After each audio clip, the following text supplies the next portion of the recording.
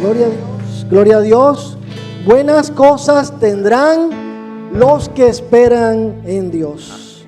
Mes de abril, mes de resurrección. Hace una semana estábamos acá todos juntos celebrando la Semana Mayor, la finalización de la Semana Mayor. Y cada uno de nosotros pudimos ver los especiales que prepararon los diferentes ministerios. El Ministerio de Familia, SWAT, Danza, Save Kids también participó. Así que yo sé que fue un tiempo especial en el que pudimos gozarnos. Y como es el mes de resurrección, hoy quise traer una reflexión, una palabra para toda la iglesia. Y se llama el título, ¿por qué la resurrección de Jesús fue tan importante? Y me gustaría que ubicara su Biblia en 1 Corintios capítulo 15. Antes, inclinemos nuestros rostros para orar. Señor, gracias, porque sabemos que tú estás en este lugar. Tu palabra lo dice, Señor, que donde están 2 o 3 reunidos en tu nombre, allí estás tú. Y sabemos que tú eres el centro de esta reunión, y para eso vinimos a este lugar, para alabar, para bendecir, para honrar tu nombre, Señor. Pero también hemos venido para que tú hables a nuestra vida, Dios, porque hoy estamos sedientos y necesitados de ti. Y yo te pido, Señor, que tú te muevas con poder en esta mañana, Señor. Que comiences a hablar a cada uno de nuestros corazones, y si hay corazones de piedra, tú los rompas en el nombre de Jesús, porque queremos tener corazones sensibles. Abre nuestros oídos espirituales y derrama tu gloria en este lugar, Señor. Toma, Dios mío, la palabra que tú vas a hablar a la iglesia. Yo soy solamente un instrumento, Señor.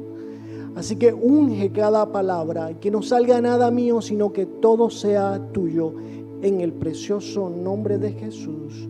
Amén, amén y amén.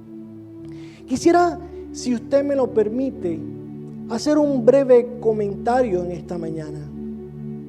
¿Qué tal si la resurrección de Jesús en realidad no se hubiese dado?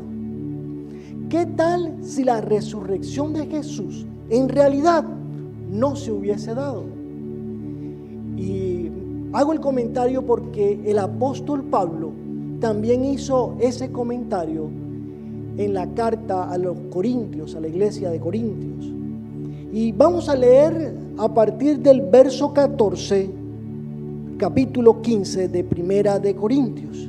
Dice su palabra: y si Cristo no ha resucitado, entonces toda nuestra predicación es inútil, y la fe de ustedes también es inútil. Y nosotros, los apóstoles, estaríamos todos mintiendo acerca de Dios, porque hemos dicho que Dios levantó a Cristo de la tumba. Así que eso no puede ser cierto si no hay resurrección de los muertos. Y si no hay resurrección de los muertos, entonces Cristo no ha resucitado. Y si Cristo no ha resucitado, entonces la fe de ustedes es inútil y todavía son culpables de sus pecados.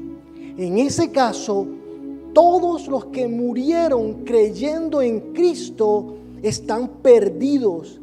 Y si nuestra esperanza en Cristo es solo para esta vida, somos los más dignos de lástima de todo el mundo.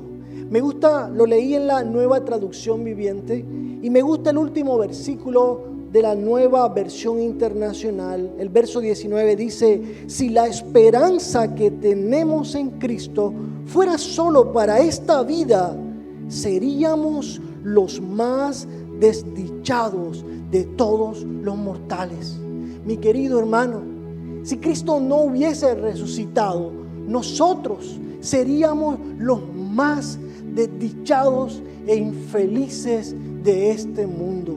Si Cristo no hubiese resucitado, la predicación que se hace desde este púlpito y en todos los púlpitos del mundo y en las casas donde se predica el Evangelio sería inútil. Si Cristo no hubiese resucitado, nuestra fe sería inútil. Si Cristo no hubiese muerto, si los que han muerto creyendo en Cristo, si Él no hubiese resucitado, ellos estarían en sus tumbas sin esperanza. Si Jesús no hubiese resucitado de los muertos, el cristianismo sería sencillamente una religión más sin poder cambiar el corazón de las personas.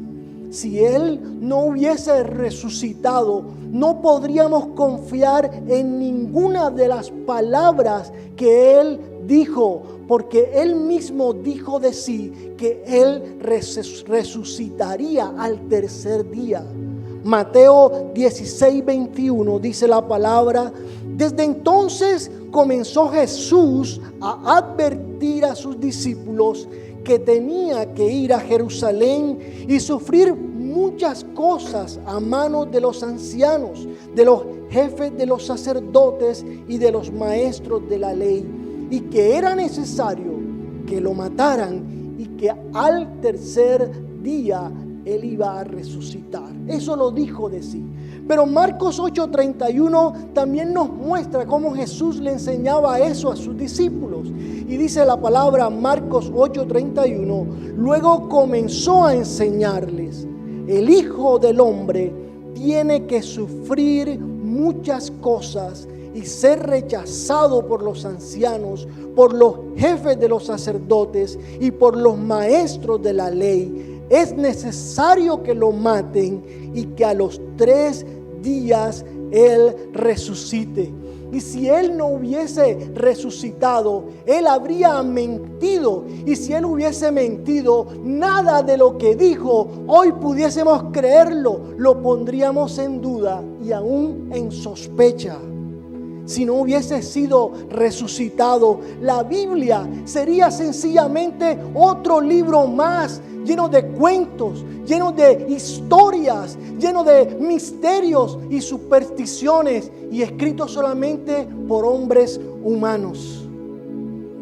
Por otro lado, si en verdad Él fue resucitado de los muertos, nosotros que hemos creído en Él, no estamos perdiendo el tiempo. Nuestra fe no es inútil. Predicar el Evangelio no es inútil, porque Dios, esa fue la manera que nos invitó a que compartiéramos las buenas nuevas de salvación a un mundo que está moribundo. Si Cristo fue resucitado de los muertos, los creyentes que murieron confiando en Él, hoy están vivos y el cielo es real, y hoy están al lado del Padre en una alegría inexplicable, con un gozo y con una satisfacción. Si Cristo fue realmente resucitado, entonces Él es el Hijo de Dios y no solamente un hombre común o un profeta bueno, como lo llaman algunas otras religiones. Si Él fue resucitado como Él lo dijo, podemos creer en la palabra de Dios y en todo lo que Él dijo. Si Cristo está vivo y resucitó, la Biblia es más que un libro lleno de historia y cuentos y supersticiones o misterios. La Biblia misma es la palabra de Dios y es viva y eficaz y más cortante que toda espada de 2 filos, que penetra hasta partir el alma y el espíritu, las coyunturas y los huesos, y discierne los pensamientos y todas las intenciones del corazón. En el verso 20 del capítulo 15 dice Pablo: sin embargo, Cristo resucitó. Esto nos enseña que también resucitarán los que vivieron, los que murieron. Amigo mío, Jesús está vivo, Él vive, Él resucitó. ¿Será que tú se lo puedes decir a alguien que esté a tu lado? Él está vivo. Romanos 8:34 dice la palabra: ¿quién condenará? Cristo Jesús es el que murió e incluso resucitó y está a la derecha de Dios e intercede por nosotros. Y como Él resucitó, eso demuestra que 3 cosas muy importantes se dieron y son las que quiero compartir en esta mañana. Lo primero es que todo lo que Él vino a cumplir se cumplió. Segundo, todo lo que Él vino a destruir quedó destruido. Y lo tercero, todo lo que Él vino a proveer para nosotros ya ha sido provisto. Y quiero invitarles a que busquemos Mateo 5, verso 17. Todo lo que Él vino a cumplir ya fue cumplido. Es lo primero que quiero compartirles en esta mañana. Dice la palabra: no piensen que he venido a anular la ley o los profetas. No he venido a anularlos, sino a darles cumplimiento. Significa que todos los mandamientos que Dios había ordenado en la ley y las ordenanzas, el mismo Señor Jesús las cumplió. Nadie jamás había podido cumplirla, porque todos somos imperfectos, pero solo Jesús vino y Él cumplió con todos los requisitos, con todas las ordenanzas y con todos los mandamientos que Dios había colocado. De hecho, el libro de Romanos y Gálatas nos habla de que la ley fue dada para revelar nuestra naturaleza pecaminosa. Es decir, que el propósito de la ley es mostrar que nosotros, en nuestro interior, todos nosotros, en realidad somos malos. Somos pecadores. Nuestra naturaleza pecaminosa está podrida. Y no podíamos cumplir la ley, no podíamos alcanzar los estándares de Dios, ni aún podemos alcanzar los estándares que se han colocado, que hemos colocado nosotros mismos en la sociedad. Pero Jesús vino para cumplir todo. Dice su palabra que en Romanos 3:19, obviamente la ley se aplica a quienes fue entregada, porque su propósito es evitar que la gente tenga excusas y demostrar que todo el mundo es culpable delante de Dios. Nosotros, por nuestros propios medios, no podíamos alcanzar y cumplir la ley. Con nuestros esfuerzos humanos no podíamos, porque somos pecadores. Pero la ley no solamente fue para exponer el pecado que hay en nuestros corazones y saber que no podíamos alcanzar ese estándar de Dios. La ley también fue para conducirnos y guiarnos hasta el Señor Jesús. Dice Gálatas 3:24, así que la ley vino a ser nuestra guía, encargado de conducirnos a Cristo para que fuéramos justificados por la fe. En otras versiones no dice guía, en otras versiones dice guardián. La ley era un guardián, era un esclavo que vigila, dice otra versión. O dice, vino a ser nuestro maestro que nos llevó a Cristo para hallar la salvación por medio de la fe. Permítame explicarlo con una ilustración. Imagínense que todos estamos en una escuela y que para graduarnos necesitamos pasar un examen que es obligatorio. Ese examen nunca nadie jamás lo ha pasado. Por mucho que se ha esforzado, siempre han sacado calificaciones que no le permiten aprobar. Y tú haces el examen y estudias y te esfuerzas y pones todas las ganas, pero no alcanzas a calificar para ser aprobado. Pero de pronto en la escuela aparece un genio inteligentísimo, y hace el examen y saca una calificación perfecta. Y luego que termina el examen, coloca tu nombre en el examen y es legal. Y él toma tu calificación que ha sido reprobada y te entrega la calificación que ha sido excelente. Y tú recibes esa calificación, esa obra terminada, la aceptas. Pero algo inexplicable pasa, que cuando tú la recibes, también te imparte y recibes todas las habilidades para de ahora en adelante poder ganar el examen. Pero la nota que has sacado, que te han dado, que ha sido excelente, permanece a tu favor y permanece para siempre. Mi querido hermano, nosotros no podíamos cumplir la ley, no podíamos llegar al estándar de Dios, pero Jesús cumplió todos los mandamientos por nosotros y Él pasó el examen por ti.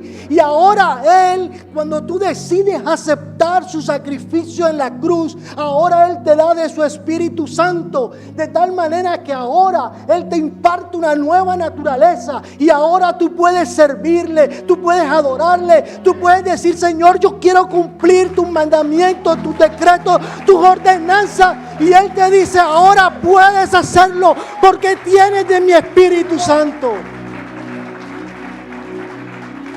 Él vino a cumplir todos los mandamientos.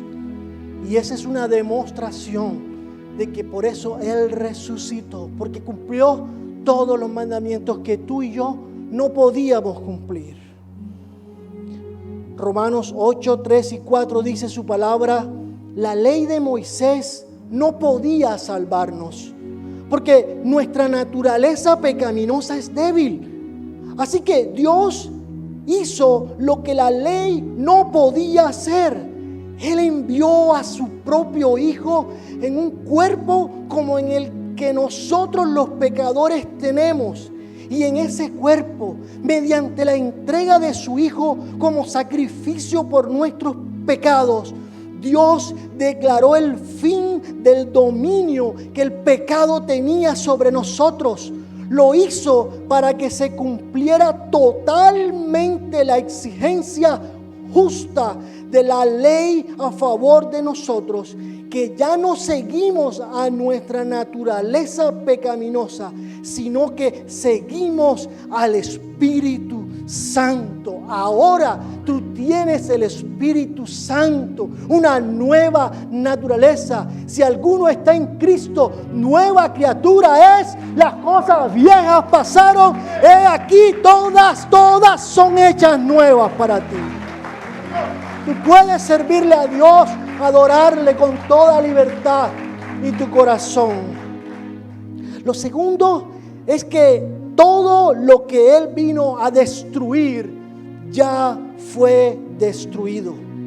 Hebreos 2:14 en la Nueva Traducción Viviente dice: debido a que los hijos de Dios son seres humanos, hechos de carne y sangre, el Hijo también se hizo de carne y sangre, pues solo como ser humano podía morir y solo mediante la muerte podía quebrantar, podía destruir el poder del diablo, quien tenía el poder sobre la muerte.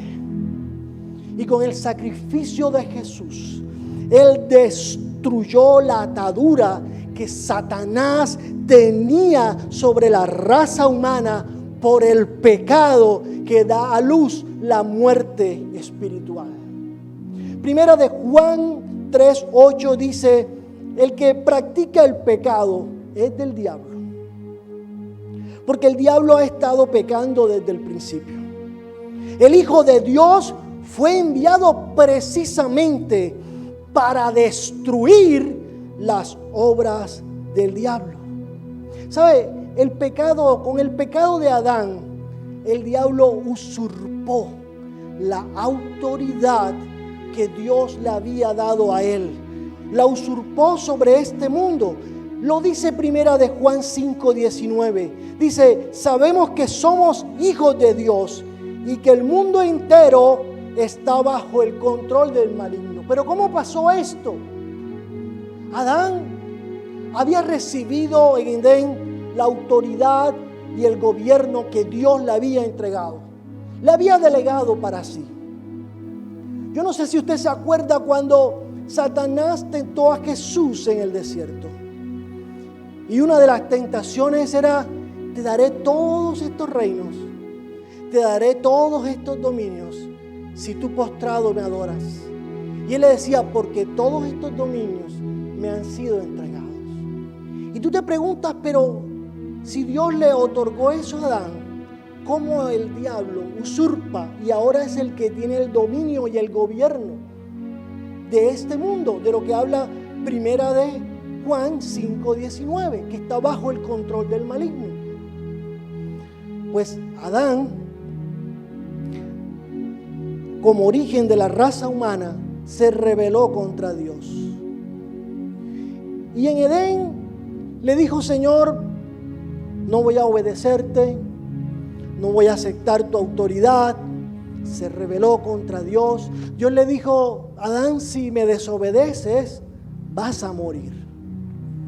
Y efectivamente Adán murió. Murió espiritualmente primero. Y morir espiritualmente significa que quedó separado de Dios. Y a partir de Adán, toda la raza humana, todo aquel que nace, ha nacido separado de Dios. Romanos 5:12 dice, por medio de un solo hombre, el pecado entró en el mundo. Y por medio del pecado, ¿qué entró? La muerte. Fue así como la muerte pasó a toda la humanidad, porque todos pecaron. Todos pecamos. Dice la palabra, por cuanto todos pecaron, estamos destituidos de la gloria de Dios. También dice la palabra que la paga del pecado es. Todos nacemos separados espiritualmente de Dios. Y intuitivamente en nuestro corazón hay un vacío que solo puede ser lleno por Dios. Tú compras el mejor auto, la mejor casa, quieres tener los mejores títulos, puedes tener el mejor puesto en cualquier lugar o estamento o institución, puedes ganar millones de dólares, puedes ser el mejor futbolista del mundo, pero al final tu corazón sigue vacío, porque hay un vacío en tu corazón que solamente puede ser lleno por Dios. Pero cuando no está lleno, porque Dios no es el que gobierna tu vida, adivina, hay alguien que usurpa ese gobierno y domina a esa persona.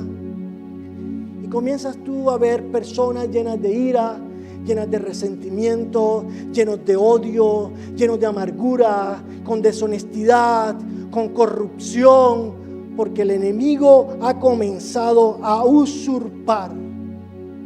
Pero lo bueno de esta mañana y lo que te quiero decir es que Jesús en la cruz pagó el precio más alto y en la cruz quebró el pecado, venció al enemigo y retomó la autoridad que Adán había entregado al enemigo, porque él es un usurpador.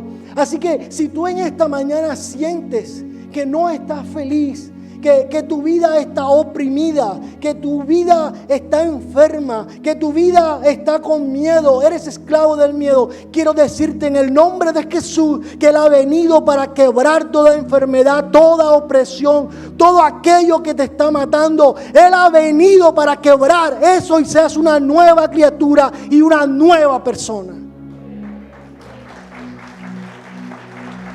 Mi querido hermano, si tú sientes que no tienes una calidad de vida, que algo te ha sido robado en tu corazón, quiero decirte que Jesús rompió el poder del pecado que Él ya destruyó todo lo que tenía que destruir para darte libertad y para que tú puedas gozarte en Él. Y lo tercero que quiero compartir contigo en esta mañana es que todo lo que Él vino a proveer ya fue provisto. Me encanta este versículo, creo que fue el primero que yo me aprendí en mi vida cuando era un chico y estaba en la escuela dominical. Juan 10:10 dice su palabra: el ladrón no viene más que a robar, matar y destruir. Y yo he venido para que tengan vida y la tengan en abundancia. No solamente para que tengas vida, sino para que la tengas en abundancia. Una vida rebosante, una vida... Y ¿sabe? Lo que me llama la atención es que cuando tú compartes con tus amigos, creen que estar en Cristo, estar en Dios, es vivir una vida patética, descolorida y aburrida. Y están totalmente lejos de la verdad. Yo buscaba, cuando decía vida abundante, aquellas cosas que no son una vida abundante, lo opuesto a una vida abundante. Y quiero decirte que esto fue a lo que Cristo vino a redimirte. Vino a redimirte de una vida estrecha, superficial, pequeña. Vino a redimirte de una vida insignificante, en miseria y confinada. La voluntad de Dios es que tú no vivas restringido, con necesidad o insuficiencia. Él no quiere que tengas una vida inadecuada, débil, vacía o escasa, ni una vida pobre o patética o devaluada. Jesús vino para librarte de una vida drenada, enfermiza y apretada, de una vida impotente, anémica y sin poder. No quiere que estés vencido, inferior o insatisfecho. Nunca vino para que tuvieras una vida insatisfactoria, decepcionante o desabrida o infeliz. Él vino para que tú tuvieras una vida abundante. Abundante.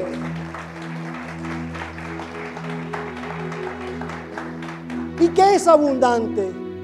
Hoy quiero decirte el sinónimo de lo que es abundante. Es una vida rebosante, profusa, plena, rica, gratificante, llena, satisfactoria, extravagante, desbordante. Una vida fuerte, profunda, ancha, significativa, poderosa, energética, refrescante, vigorizante, fortalecedora, prevaleciente, dominante, atractiva, influyente, vigorosa, robusta, entusiasta, saludable. ¿Quieres que continúe? Una vida viva, vibrante, dinámica, enérgica, jugosa, perfecta, hermosa, bien, feliz. Él vino a proveerte una vida llena de abundancia. Y eso Él lo hizo a través de la cruz del Calvario. Allí te dio eso, una vida abundante. Algunos vinieron antes que Él, otros después de Él ofreciendo esta vida, pero hoy están en sus tumbas. No han podido resucitar, no han salido de las prisiones de la muerte.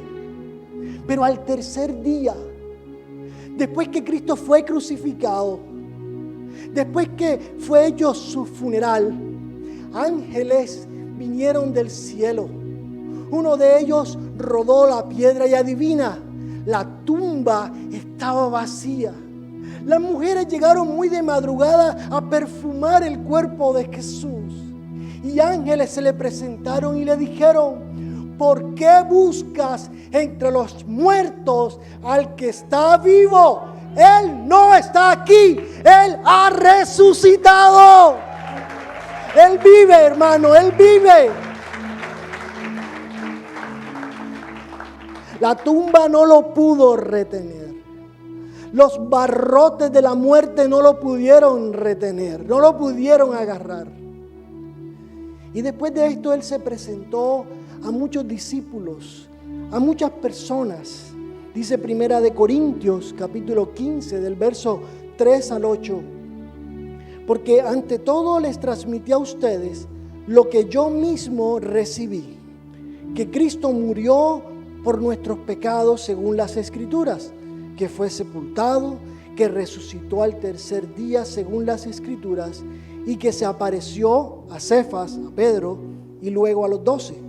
Después se apareció a más de 500 hermanos a la vez, la mayoría de los cuales vive todavía, aunque algunos han muerto. Luego se apareció a Jacobo, más tarde a todos los apóstoles, y por último, como a uno nacido fuera de tiempo, se me apareció a mí. Él fue resucitado de la muerte. Y si no aceptamos las palabras que Pablo escribe en esta carta, seríamos las personas más desdichadas e infelices de esta vida. Pero como creemos que nuestro Cristo está vivo, hoy podemos gozar de una vida en abundancia, plena y feliz.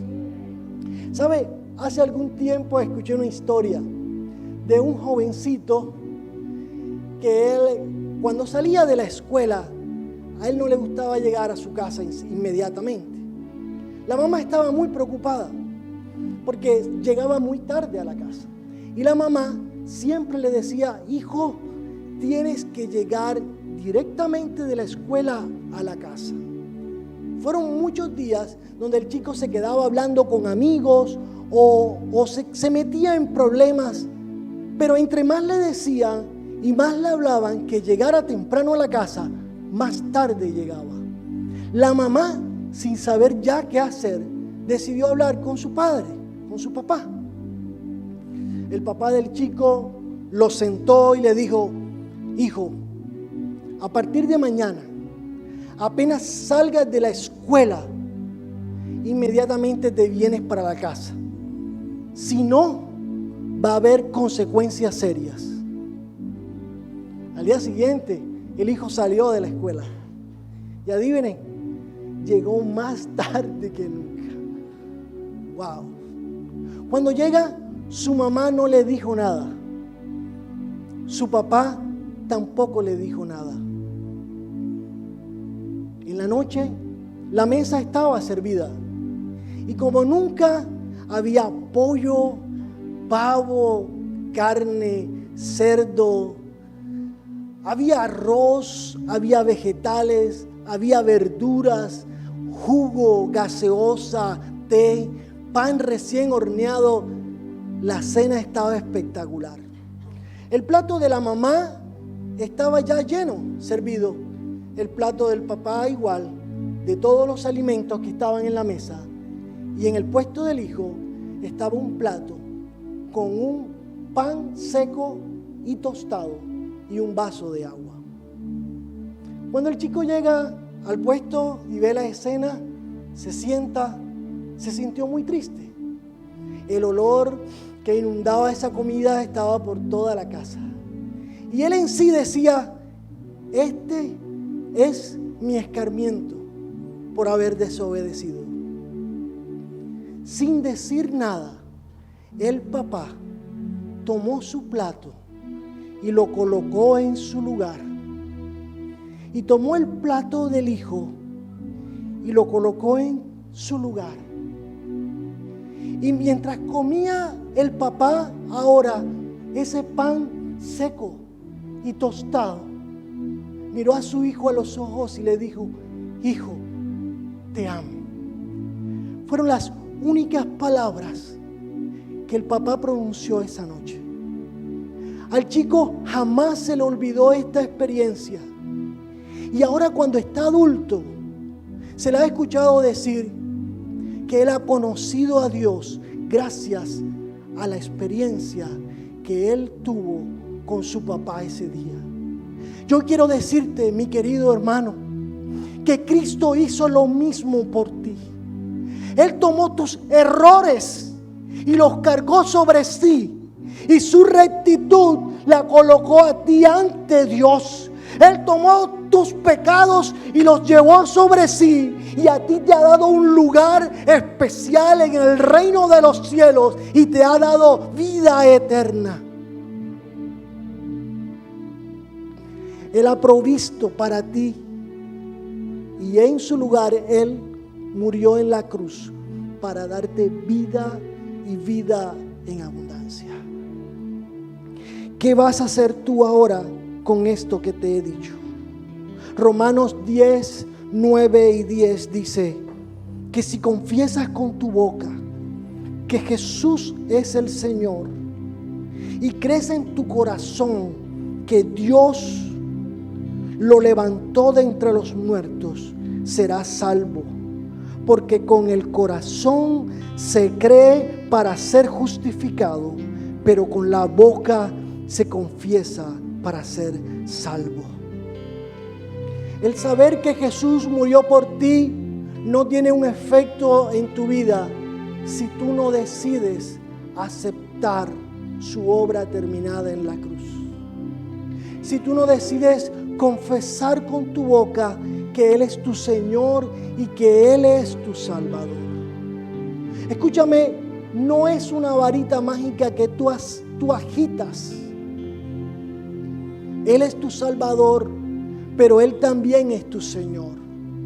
Y cuando hablo de que Él es tu Señor, Él es tu jefe. Él es el que ahora gobierna tu vida. Tú entregas tu propia humanidad, se la entregas a Él para que Él ahora empiece a gobernar tu vida.